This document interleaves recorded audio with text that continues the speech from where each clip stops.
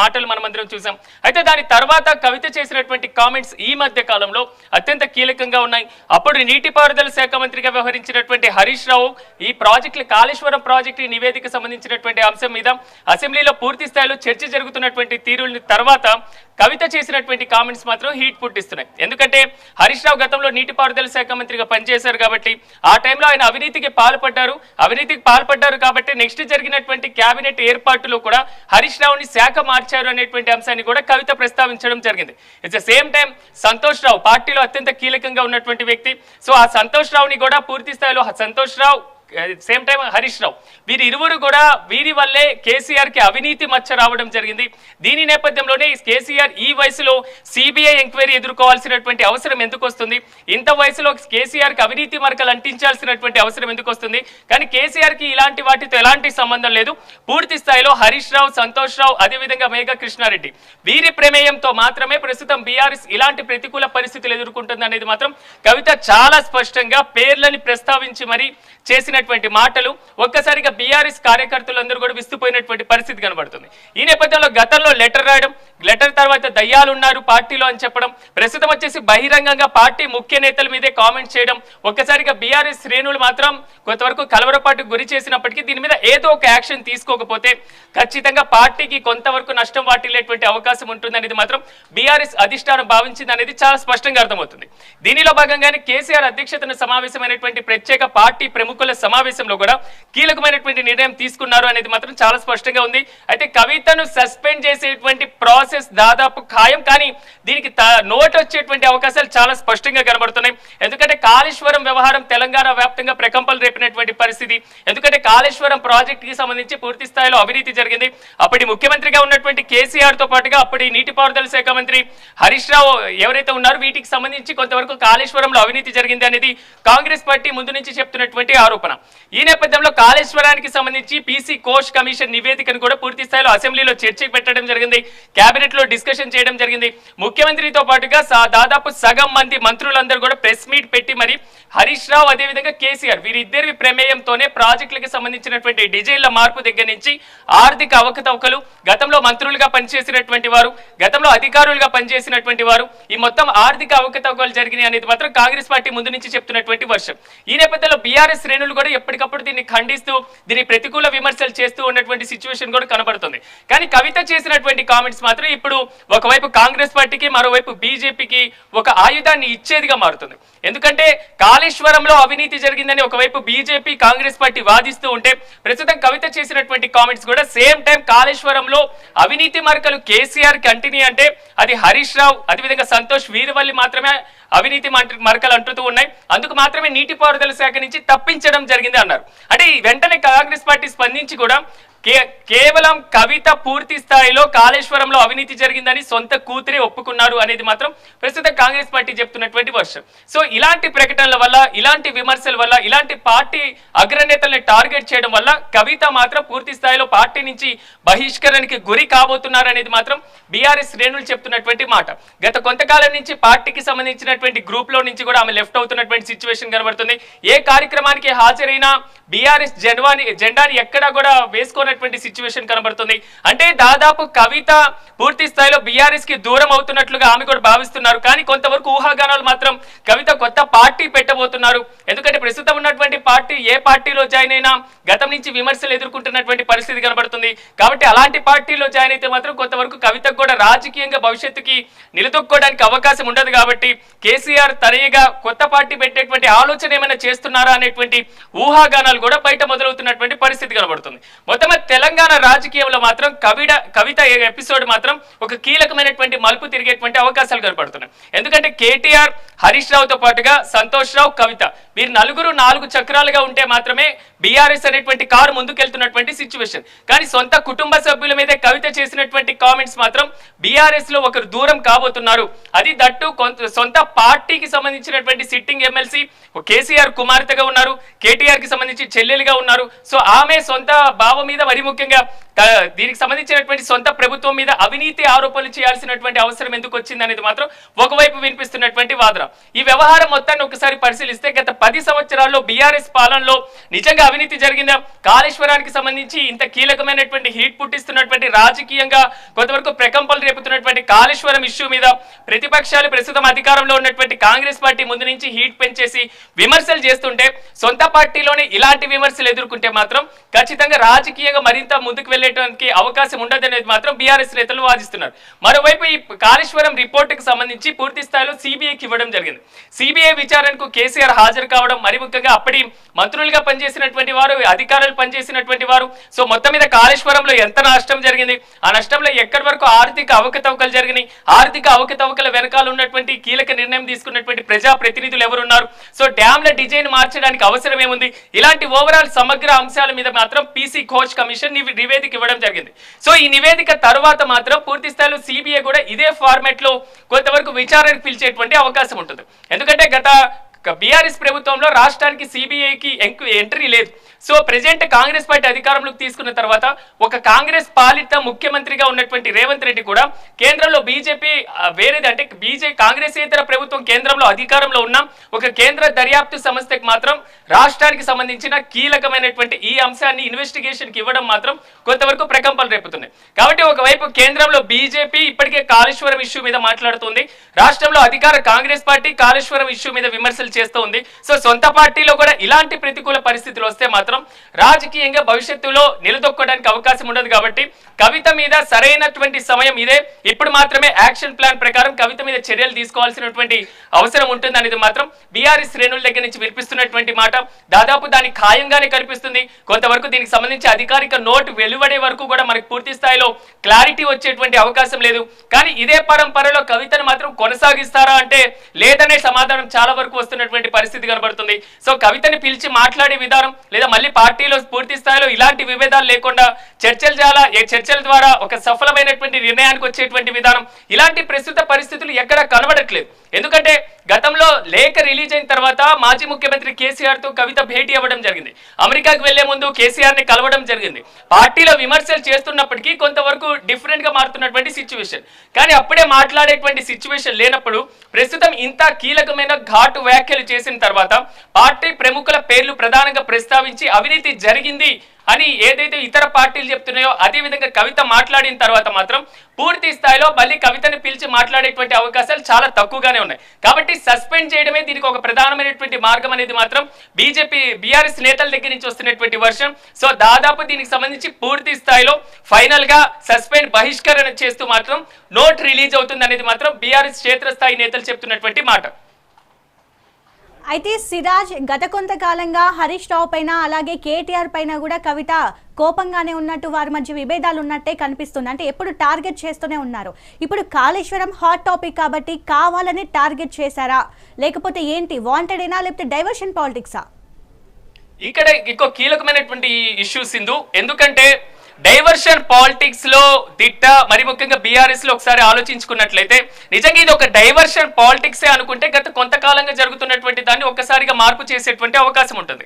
కానీ ఇప్పుడు పార్టీ నుండి పూర్తి స్థాయిలో కవితను సస్పెండ్ చేయాలి అనుకున్నప్పుడు సస్పెండ్ చేసి ఇప్పటికే సిబిఐ ఎంక్వైరీ జరుగుతుంది కాబట్టి సిబిఐకి ఈ కేసు మాక్సిమం వెళ్తుంది కాబట్టి రాష్ట్ర ప్రభుత్వం ఆధీనంలో నుంచి కేంద్ర ప్రభుత్వ ఆధీనంలోకి కాళేశ్వరం అవినీతికి సంబంధించినటువంటి రిపోర్టుకి సంబంధించినటువంటి కేసు బదిలీ అయింది కాబట్టి సో ఈ డైవర్షన్ మొత్తాన్ని ఒక్కసారిగా కవిత ఎపిసోడ్ తో పక్కకు మార్చొచ్చా, కవితకు దీనికి సంబంధించినటువంటి ఇష్యూ సస్పెండ్ చేసేటువంటి వ్యవహారంతో రాష్ట్ర ప్రజల దృష్టిని మార్చొచ్చా అనేటువంటి అంశాన్ని ఒకసారి మీరు చెప్పినట్లుగా పరిశీలిస్తే అది కొంతవరకు తక్కువగానే ఉండేటువంటి అవకాశాలు ఉన్నాయి. ఎందుకంటే గతంలో ఏదైతే కాళేశ్వరం ఇష్యూ రాకముందు నుంచి కూడా కవిత పార్టీలో అంతర్గతంగా కొంతవరకు విమర్శలు చేస్తున్నటువంటి పరిస్థితి కనబడుతుంది.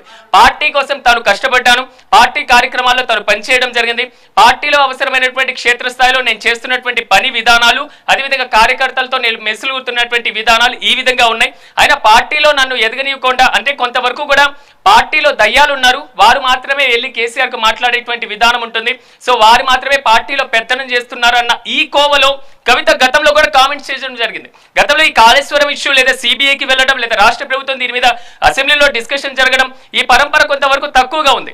కానీ మీరు చెప్పినట్లుగా ఒకవేళ అదే కోణంలో అదే వేళ ఒకసారి మనం ఆలోచించినట్లయితే ఒకసారి మొత్తం మీద కవిత ఎపిసోడ్ తో మాత్రం కాళేశ్వరం ప్రాజెక్ట్ కి సంబంధించినటువంటి అవినీతి ఆరోపణల కేసు మాత్రం కొంతవరకు కార్నర్ అయ్యేటువంటి అవకాశం ఉంది. అయినప్పటికీ కవిత సస్పెండ్ చేయడం మాత్రం అది ఆషామాషి ఇష్యూ కాదు.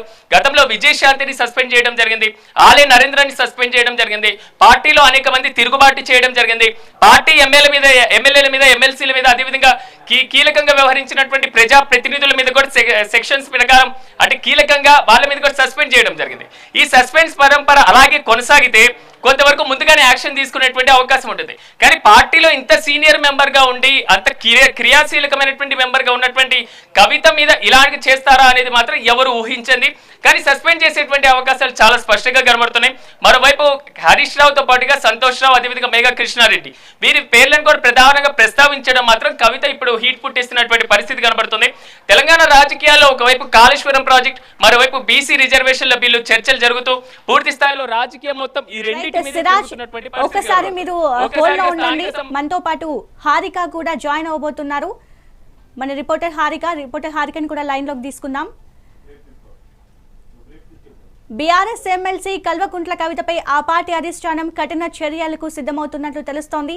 సొంత పార్టీ సీనియర్ నేతలైన హరీష్ రావు, సంతోష్ కుమార్లపై ఆమె చేసిన వ్యాఖ్యలను తీవ్రంగా పరిగణించిన అధినేత కేసీఆర్ ఆమెను పార్టీ నుంచి సస్పెండ్ చేసే దిశగా నిర్ణయం తీసుకుంటున్నట్లు సమాచారం.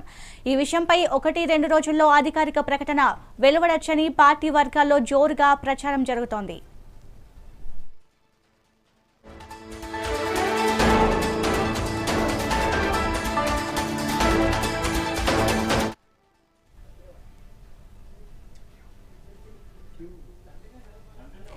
బీఆర్ఎస్ ఎమ్మెల్సీ కల్వకుంట్ల కవితపై ఆ పార్టీ అధిష్టానం కఠిన చర్యలకు సిద్ధమవుతున్నట్లు తెలుస్తోంది.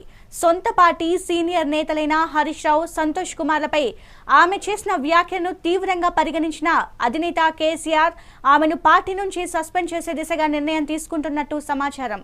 ఈ విషయంపై 1-2 రోజుల్లో అధికారిక ప్రకటన వెలువడవచ్చని పార్టీ వర్గాల్లో జోరుగా ప్రచారం జరుగుతోంది. ఇక ఇదే అంశంపై రిపోర్టర్ హారిక లైన్ లో ఉన్నారు. హారిక, చెప్పండి. ప్రస్తుతం హాట్ గానే నడుస్తుందని చెప్పుకోవాలి బీఆర్ఎస్ పార్టీ విషయానికి వస్తే. ఎందుకు అంటే ఇప్పటికే కవిత చేసిన వ్యాఖ్యలకు సంబంధించి చాలా సంచలనంగా మారిందని చెప్పుకోవాలి. డైరెక్ట్ గా అటాక్ చేశారని చెప్పాలి. ముఖ్యంగా కవిత పేర్లు ఏవైతే తీసుకున్నారో అందులో మనం ఎప్పుడు మాట్లాడుకుంటున్నట్టుగానే సెకండ్ నంబర్ అని హరీష్ రావు పేరు మనం ఎప్పుడు అనుకుంటూ ఉంటాం. అలాంటిది హరీష్ రావు పేరు కూడా ఇప్పుడు బయటికి రావడం, అందులో సంతోష్ రావు అలాగే ఇటు చాలా మంది పేర్లను ముఖ్య నేతల పేర్లు తీసుకోవడం వెనక అసలు కవిత అసలు వ్యూహం ఏంటి, నెక్స్ట్ ప్లాన్ ఏంటి అని చెప్పేసి అందరూ అనుకుంటున్నారు. అయితే ముఖ్యంగా ఇప్పటికే మనం చూస్తూనే ఉన్నాము, తను కవిత ఎమ్మెల్సీ కవిత ఎవరైతే ఉన్నారో ఇప్పటికీ ఇంతవరకు బీఆర్ఎస్ పార్టీ నుంచి ఆమె యాక్టివ్ గా ఉన్నట్లే మనకు కనిపిస్తున్నప్పటికీ మొత్తం ఏ పార్టీ మీటింగ్ ఎప్పుడు మీటింగ్స్ పెట్టినా కానీ తెలంగాణ జాగృతి ఈ ఇలా పెడుతూ ఉంటారు. అయితే సడన్ గా ఇప్పుడు సడన్ గా ఏం లేదు, ఇంతకు ముందు ఇండైరెక్ట్ గా మాట్లాడేవారు, కానీ సడన్ గా ఇప్పుడు ఇలా మాట్లాడేసరికి పార్టీ ఎలాంటి చర్యలు తీసుకుంటుంది, క్రమశిక్షణ కమిటీ ఏమైనా వేస్తుందా, లేకపోతే నెక్స్ట్ మరి బీఆర్ఎస్ పార్టీ నుంచి కవితని బహిష్కరిస్తారా లేకపోతే సస్పెండ్ చేస్తారా అన్న విషయాల మీద ఇంకా స్పష్టత రావాల్సి ఉంది సింధు. అయితే హారిక, కేసీఆర్ నిజంగానే ఇంత పెద్ద డెసిషన్ తీసుకుంటున్నారు, నిజంగానే సస్పెండ్ చేస్తారు ఇతర నేతల్లాగే అని అనుకోవచ్చా? అంటే ఎంతైనా సొంత కూతురు ఎన్ని తప్పులు చేసినా గతంలో వెనకేసిన సందర్భాలు కూడా ఉన్నాయి. ఇప్పుడు ఇంత పెద్ద డెసిషన్ తీసుకుంటున్నారని అనుకోవచ్చా? డెఫినెట్ గా తీసుకుంటారు అని అయితే మనం స్పష్టంగా చెప్పలేము. ఎందుకంటే ఖచ్చితంగా వేటు పడుతుంది అని చెప్పేసి ఆల్రెడీ అంటున్నారు. ఎందుకంటే ఒక పక్క కేటీఆర్ ఆల్రెడీ ఫిక్స్ అయిపోయి ఇప్పుడు ఆమోదం కోసమే ఫామ్ హౌస్ కి వెళ్లారు అని చెప్పేసి అంటున్నారు. అంటే ముఖ్యంగా ముఖ్య నేతలు ఎవరైతే ఉన్నారో వాళ్ళందరూ కలిసి ఇప్పుడు ఫామ్ హౌస్ లో మీటింగ్ లో ఉన్నారు అని చెప్పేసి అంటున్నారు. అందులో ఒక హరీష్ రావు తప్ప. ఎందుకంటే హరీష్ రావు యూకే వెళ్లారు తన కూతురి అడ్మిషన్ కోసమై. అయితే దీనికి సంబంధించి అంటే ఇప్పుడు ముఖ్య నేతలందరూ ఇప్పుడు ఫామ్ హౌస్ లోనే ఉన్నారు. అందులో కేటీఆర్, సంతోష్ రావు ఇలా అందరూ ఉన్నారు. వీళ్ళ మధ్యలో ఇప్పుడు చర్చ జరిగి అలాగే కేసీఆర్ కూడా ఇప్పుడు ఏదైతే ఇప్పుడు వీళ్ళంతా తీసుకున్న అంటే ఆలోచనకి ఈయన మద్దతు తెలిపితే ఒకవేళ సస్పెండ్ అయ్యే అవకాశం ఉంది అని చెప్పేసి అని అంటున్నారు. మనం ఇప్పటికే చూసుకున్నాము. అంటే కవిత ఎన్ని మాట్లాడినా ఏం చేసినా చాలా స్పష్టంగా మాట్లాడతారు. అలాగే ఎలాంటి అంటే విభేదాలకు పోరు అని అనుకున్నాం. కానీ ఎప్పుడైతే తను ఫస్ట్ ఫారెన్ వెళ్ళి మళ్ళీ వెనక్కి వచ్చి ఎప్పుడైతే ఎయిర్పోర్ట్ లో మీటింగ్ పెట్టి మాట్లాడారో అప్పటి నుంచి వెళ్ళి కేటీఆర్ కి కవితకి ఒక విభేదాలు కనిపిస్తున్నాయి అని అనుకున్న తరుణంలో మొన్న మనం చూసాము. కొడుకు అమెరికా చదువుల కోసం తీసుకెళ్తున్నాను అని చెప్పేసి ఫామ్ హౌస్ కు వెళ్ళినా కూడా కవితల్ని కలవలేరు కేసీఆర్ అని చెప్పేసి కూడా మనకు తెలుసుకున్న విషయాలు. అంటే స్పష్టంగా అంటే ఖచ్చితంగా బీఆర్ఎస్ పార్టీ నుంచి దూరం అవ్వాలనే ఆలోచనతోనే ఇలా అన్నారా, లేకపోతే ఇంకా వేరే ఆలోచనలు ఏమైనా ఉన్నాయా అన్న విషయంలో ఇప్పటికైతే ఆలోచిస్తున్నట్టయితే తెలుస్తోంది. మరి అధిష్టానం ఎలాంటి చర్యలు తీసుకుంటుంది అనేది ఖచ్చితంగా ఎదురు చూడాల్సిందే. ఎందుకంటే ఇప్పటికే నిన్న కవిత చాలా విషయాల్లో మాట్లాడారు. అందులో కాళేశ్వరం పీసీ ఘోష్ కమిషన్ విషయం కూడా మాట్లాడారు. అలాగే తండ్రితో పాటు అంటే కొంతమంది ఉన్నారు, వాళ్ళ వల్లనే ఇప్పుడు మా తండ్రి ఇలాంటి అబండాలు పడాల్సి వస్తుంది అని చెప్పేసి ఇలా మాట్లాడడంతో ఇప్పుడు ఇవన్నీ ఒక సంచలనంగా మారాయని చెప్పుకోవాలి. మరి చూడాలి మరి ఇప్పుడు ఎలాంటి చర్యలు తీసుకోబోతోంది అధిష్టానం అన్నది సింధు. రైట్ హారిక, ఇప్పుడు దీనిపైన హరీష్ రావు కూడా స్పందించడం జరిగింది. అసలు హరీష్ రావు దీనిపైన మళ్ళీ అంటే పార్టీ నేతలు అందరితో కలిసి సస్పెండ్ చేయాలని అంటున్నారా, లేకపోతే వాంటెడ్లీ కవిత కామెంట్స్ చేశారు కాబట్టి ఇంకో ఛాన్స్ ఇద్దామన్నట్టు ఏమన్నా అనుకుంటున్నారా?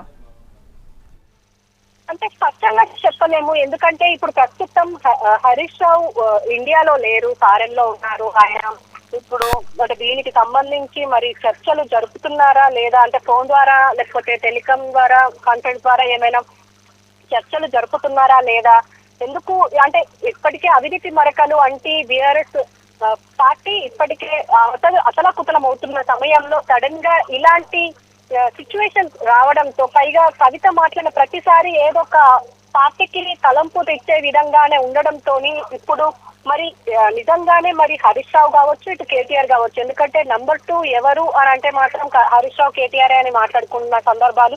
మరి ఈ సమయంలో మరి ఎలాంటి చర్యలు తీసుకుంటారు అంటే హరీష్ రావు దీనిపైన సీరియస్ గా ఉన్నారా లేదా అనేది ఇంకా ఇంతవరకు తెలియలేదు.